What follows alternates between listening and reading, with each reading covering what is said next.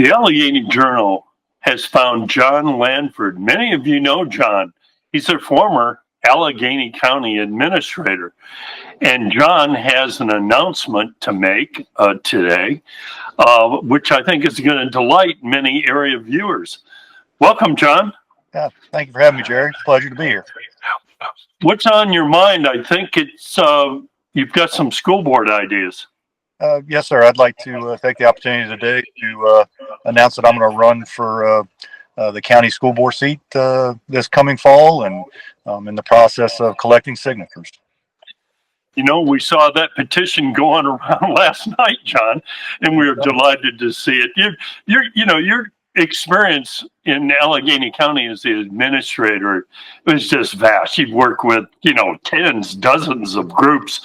And just as a general question, how important is this new consolidated school system from an economic development standpoint, as well as just for the kids themselves?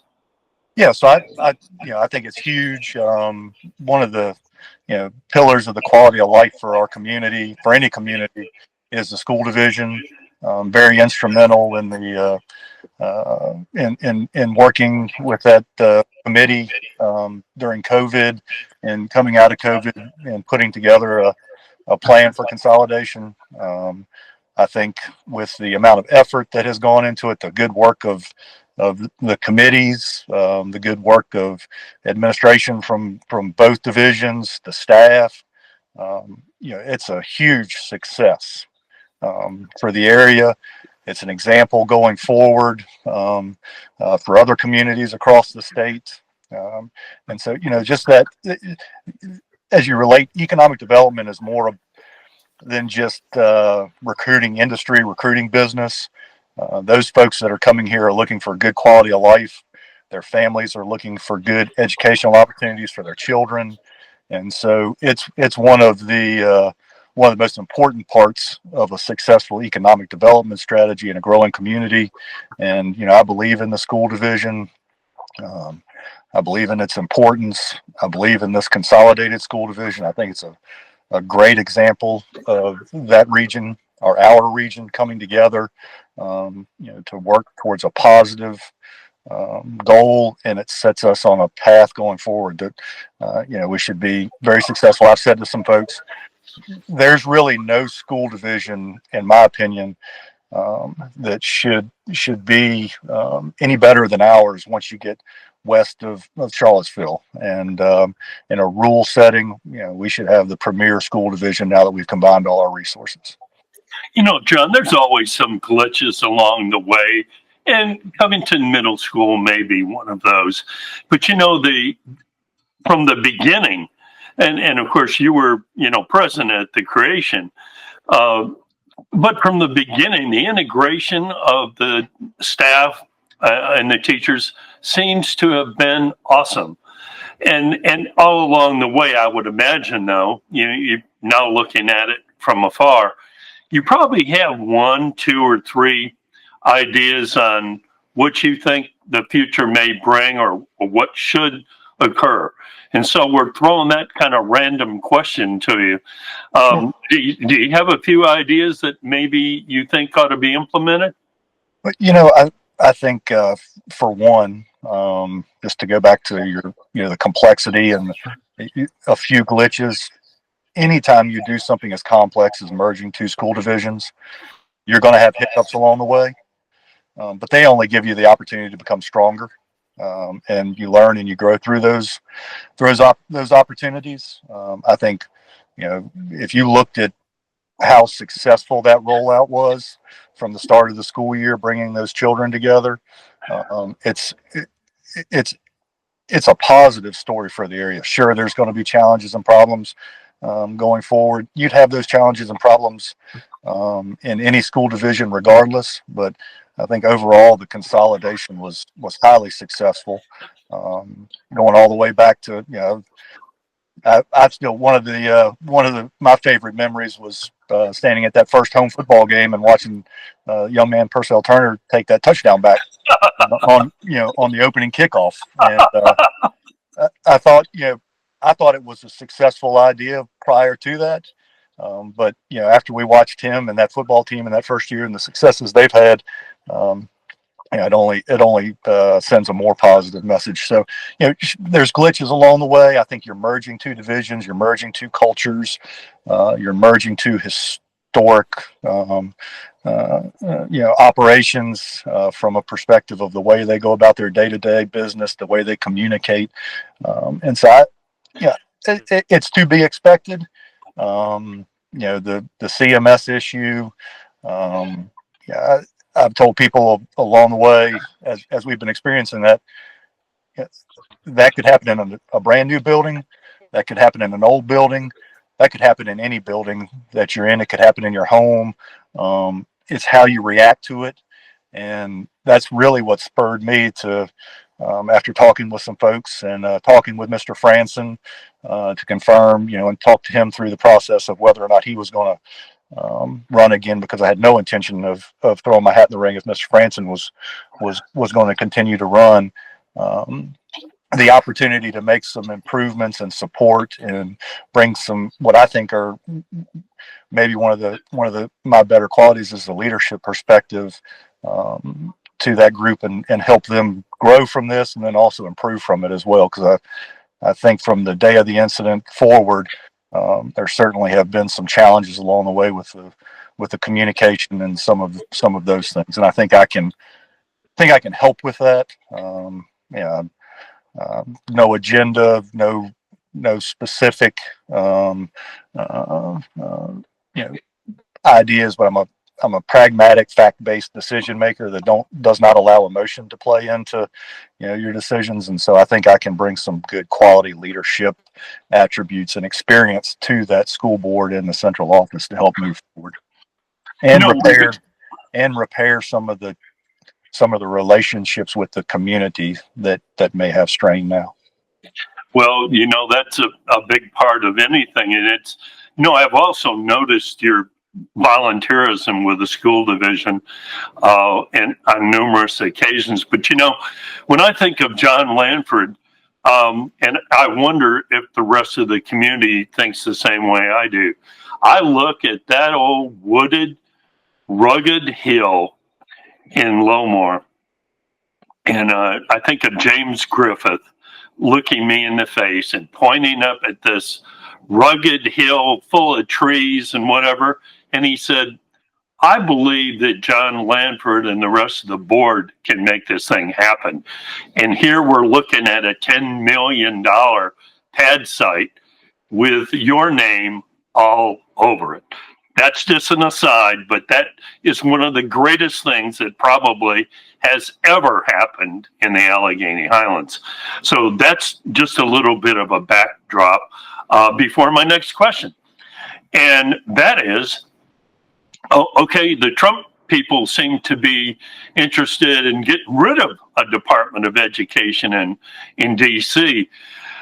But how about the State Department of Education? Is the Youngkin administration and the people that are chiefly responsible for educational expenditures statewide, do you think that they're up to the task of dealing with education on the same basis without a federal backdrop? That's a great question, Jerry. I think there's great leadership at the state level in Virginia across a number of different agencies.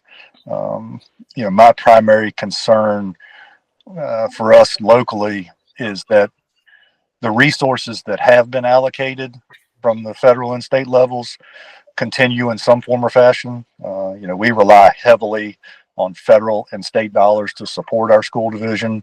One of the concerns I do have, if DOE is at the federal level is removed or substantially cut back, is the access to programs such as for meals, for special education, for those programs, because those, when you look at a lot of rural Virginia, we don't necessarily have the resources locally to be able to support those programs at the level they need, and that's where the Commonwealth and the federal government distribute those resources monetarily.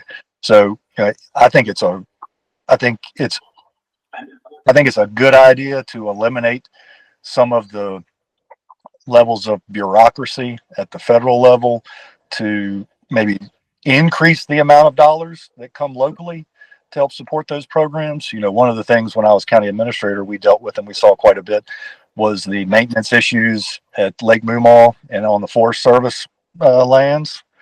And what we found as we worked through that is there was so much money tied up in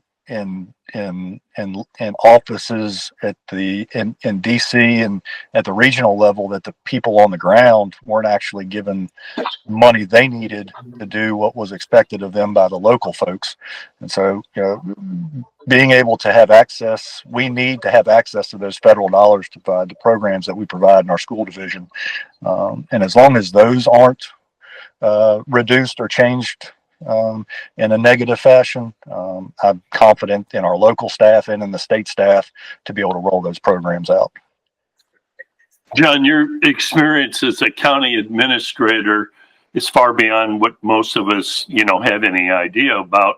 But on a practical level, and you've had multiple experiences with congressional people and state senators and the local delegate, Austin, how important is that kind of communication on, with respect to a school board or a school division and the state elected officials? We don't see them at meetings, of course, but it's that background set of relationships that seem to be pretty important. Would you agree with that? Absolutely critical. Them being kept in the loop, them knowing day to day what's going on when you have an issue is absolutely important. They have resources that we don't have that they may be able to roll out. Those folks that we deal with, specifically Delegate Austin at the state level and his his legislative assistant Matt Miller, instrumental in assisting. But they have to know, and so that level of communication, if they only know what they know and they don't know what they don't know, and if you don't communicate with them, it can make things challenging. And so we need to really make sure we maintain those relationships and build them. I'll tell you a story. The flooding came through in 2016 or 17, I think, and destroyed West Virginia. Really hard on White Silver Springs, impacted Alleghany, not to the same extent. Delegate Austin was in Lowmore that night, helping us coordinate resources and getting needs from the state level to have us ready to go the next morning. And so, he's a huge asset to the area, and keeping that relationship is very important when things are going well and things aren't going well. We noticed we got to interview State Senator Chris Head, and we were surprised that we didn't know anything about his background, but he seems to be surprisingly supportive as well. And I'm sure Chris, but it's glad I'm glad to hear how important this is, and having people know others. Of course, that's always important, but. And so I guess I had one more. I'm not so sure that you haven't already answered my final question. And that was, okay, is there a campaign summary? But it seems to me the answering of the questions provided an essential summary of your campaign. But do you have anything else you'd like to add? Well, I was I was talking to folks as this issue, was coming up around CMS, and just really thought I could possibly be helpful in working through that issue, and was reminded of it's easy to Monday morning quarterback, right? Very easy to Monday morning quarterback decisions. And was reminded of that. And as I was doing some Monday morning quarterbacking during those conversations, I reminded myself that I would tell people from time to time, if you need to get involved. And the community has been very good to me and very good to my family over the years. really believe in Alleghany Highlands. And so I think I can help the school division move forward in a positive manner, continue the good things that they are doing on a day-to-day basis. They're great people in those buildings. I have two daughters, one that's graduated, one that's still in school. I see the good work of the educators every day, and really want to be supportive of them. You know, my mom was an educator in Chesterfield County Public Schools, and as much as she wanted us to come back closer to the Richmond area, once my kids began school in Alleghany, she said, they're getting a better education than they would in a Chesterfield County public school. And I want to support that. And that's not brick and mortar. That's people that do that part. And we can fix the bricks and mortar. But you got to take care of the people in the buildings. And I want to be supportive for them as well. Well, thanks very much for taking the time to speak with us. We've seen your petition out. We wish you the best luck in the future and look forward to seeing you again. Yeah, I appreciate the time this afternoon, Jerry, and look forward to chatting in the future. And do apologize for the phone call from the vehicle, but time necessitated me pulling over on the side of the road. Good seeing you. Take See care. you soon. Bye. Bye.